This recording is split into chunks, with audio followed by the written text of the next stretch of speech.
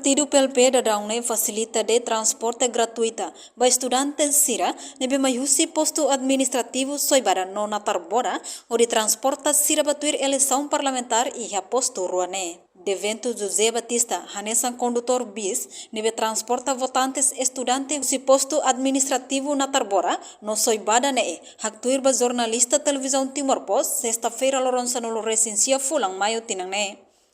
De evento hateteng, Partido PLP facilita de bis rua, horitula estudantes sira, husi posto rua ne, atu ba exercer direito e a lorong votação, eleição parlamentar tinang ne.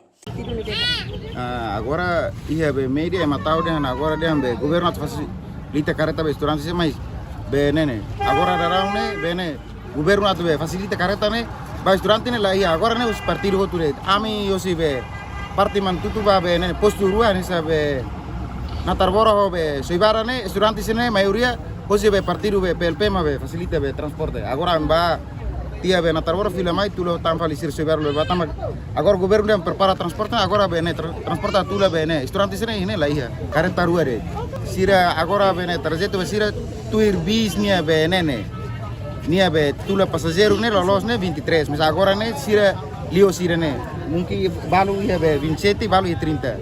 Enquanto de evento afirma, Partido PLP la facilita transporte para estudantes sira, os municípios selo mai be posto rua nedet. Nune PLP aluga bis rua ne, o custo dólar americano atus rua 50 ba cada bis. Reportagem Mariana Rodrigues, Serlidia Rauso, Televisão Timor Post. Janela informação by Emma Hotu.